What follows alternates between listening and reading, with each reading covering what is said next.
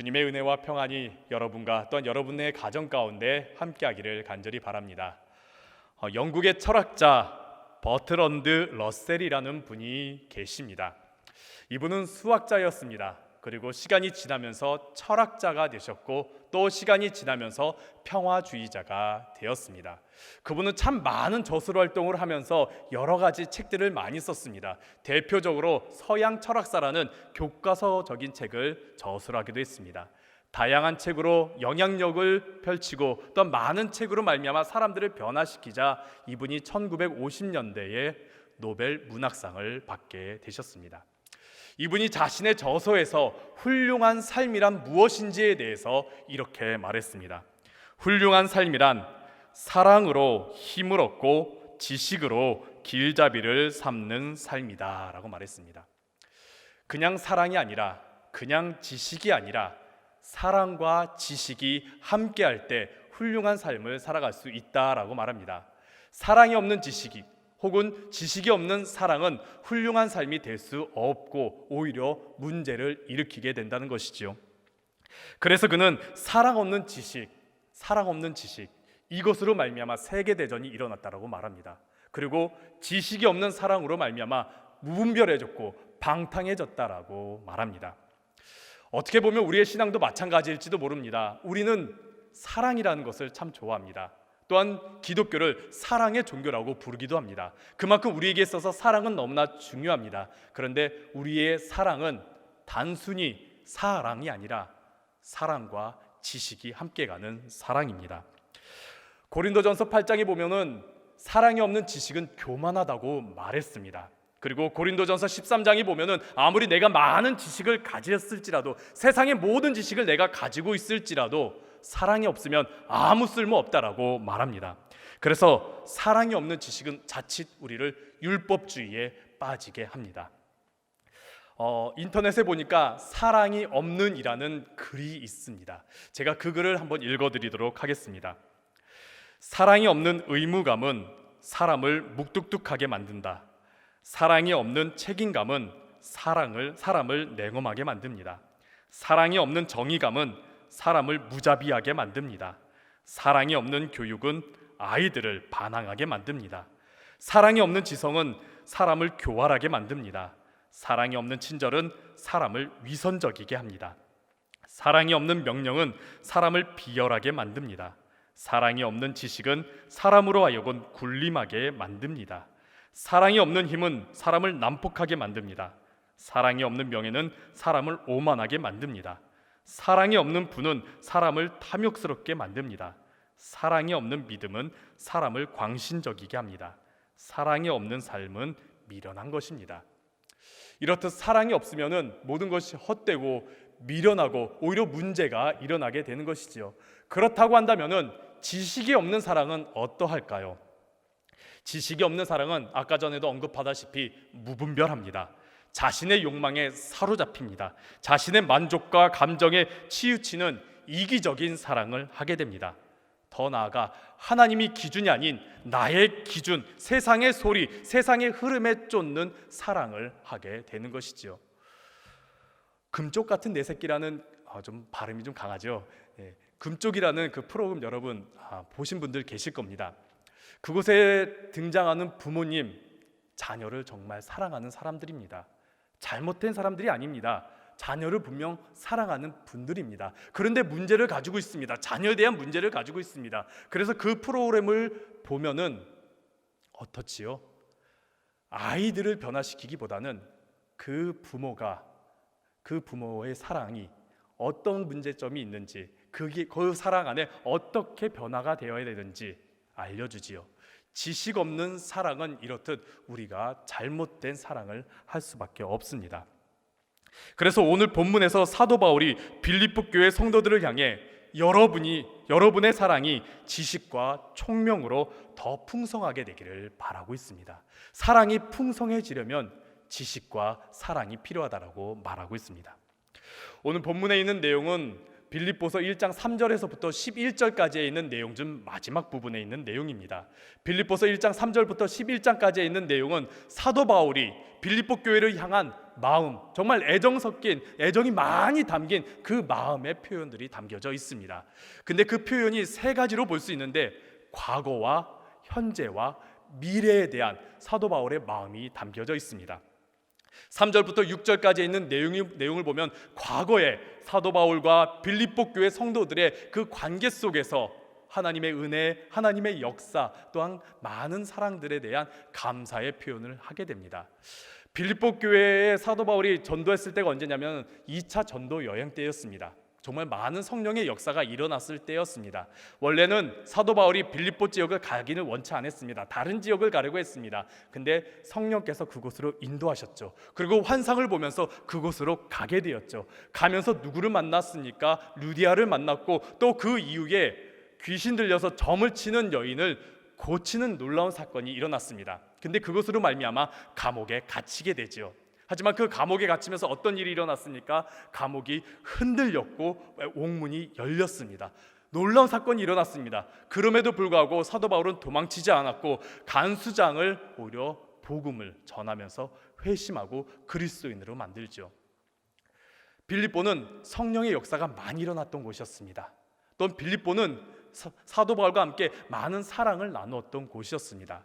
그러다 보니까 사도 바울이 과거를 생각하면서, 이때 복음을 전했던 그 과거를 생각하면서 사도 바울은 감사의 고백을 합니다. 그리고 이어서 7절부터 8절까지는 현재 지금 사도 바울이 옥에 갇혀 있는데, 감옥에 갇혀 있는데, 그 감옥에 갇혀 있는 동안에 빌립보 교회 성도들이 사도 바울에게 마음을 전하고 사랑을 전하자 사도 바울이 지금 현재 빌립보 교회 성도들에게 사랑의 표현을 하게 됩니다. 예수 그리스도의 심장으로 내가 사모한다, 당신들을 사랑합니다라는 그런 사랑의 표현을 하게 되지요. 그리고 이어서 오늘 본문에서 사도 바울은 미래, 앞으로 다가올 일들에 대해서 빌립보 교회 성도들이 이렇게 되기를 소망하며 기도하는 내용이 담겨져 있습니다. 과거를 생각하며 감사했습니다. 현재를 바라보며 사랑했습니다. 그리고 미래를 바라보며 기도하는 내용이 오늘 본문 가운데 담겨져 있는 내용입니다. 너무나 고맙고 너무나 사랑하고 너무나 소중한 빌립보 교회 성도들이 미래에 앞으로 이렇게 되기를 간절히 바랍니다 하는 내용이 오늘 본문에 있는 내용입니다. 이 내용은 어떻게 보면 지금 우리에게도 필요한 내용일지도 모릅니다. 이렇게 혼란스럽고 이렇게 어두운 세상 가운데서 우리는 믿음으로 기도하며 나아가는 우리에게 사도 바울이 우리가 이렇게 되기를 바랍니다, 우리 춘천중학교 성도님들 이렇게 되기를 바랍니다 하면서 기도하는 내용일지도 모릅니다. 그렇기에 오늘 말씀은 나누면서 사도 바울이 기도했던 그 내용이 우리의 기도의 내용이 되기를 바라고, 또한 우리의 삶이 되기를 바라면서 함께 말씀을 나눠보도록 하겠습니다. 우리 함께 9절에 있는 말씀 함께 읽도록 하겠습니다. 내가 기도하노라 너희 사랑을 지식과 모든 총명으로 점점 더 풍성하게 하사. 여기서 나오는 사랑은 우리가 잘 알다시피 아가페의 사랑을 말하고 있습니다. 아가페의 사랑, 어떤 사랑입니까? 일반적인 사랑이 아니지요. 예수 그리스도의 사랑입니다. 십자가의 사랑이지요.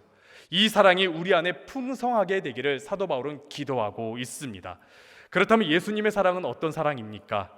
이유나 조건이나 환경이나 혹은 이득에 따른 사랑이 아니라 무조건적인 사랑이지요. 내가 어떤 사람이든지, 내가 어떤 조건 가운데 있든지, 내가 현재 어떤 모습을 가지고 있든지 그것이 중요한 것이 아니라 그냥 무조건 사랑하시는 그 사랑.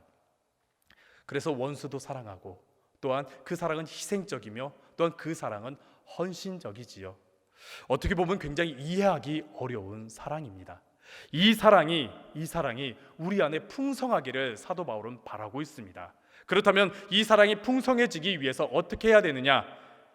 오늘 본문에서는 지식과 총명이 있어야 된다라고 말합니다. 지식과 총명, 그러면 이것은 무엇일까요? 빌립보서 3장 8절에 보니까 이런 말씀이 있습니다.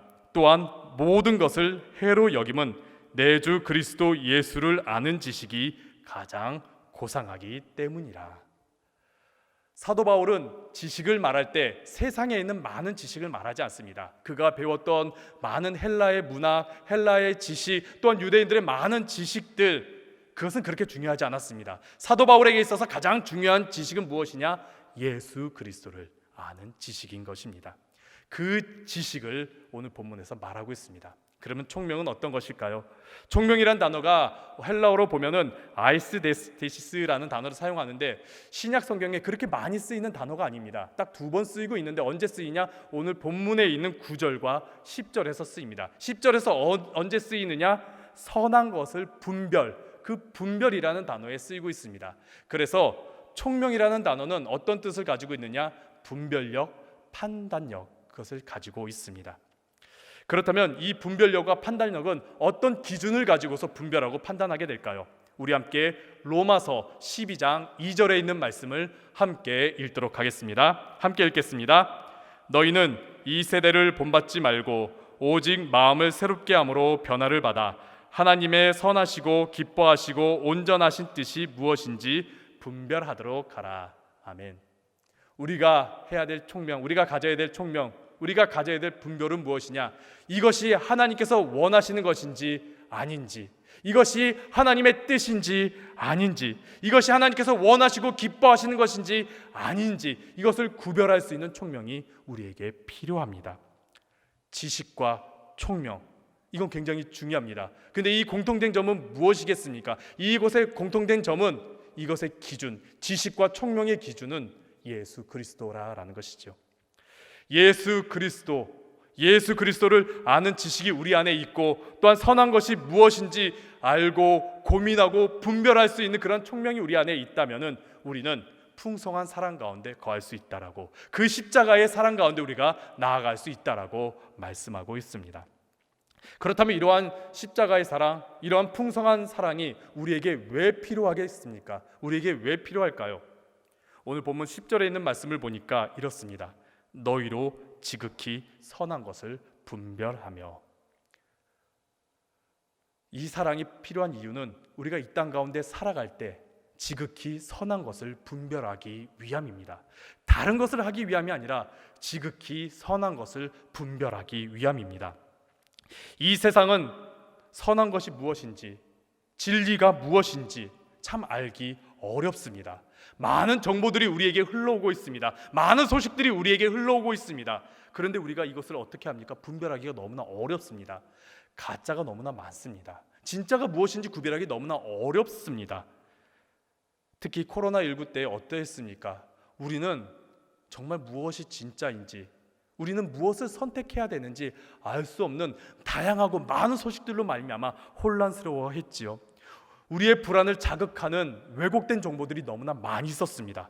그리고 진실을 가리는, 은폐시키는 정보들도 너무나 많이 있었습니다.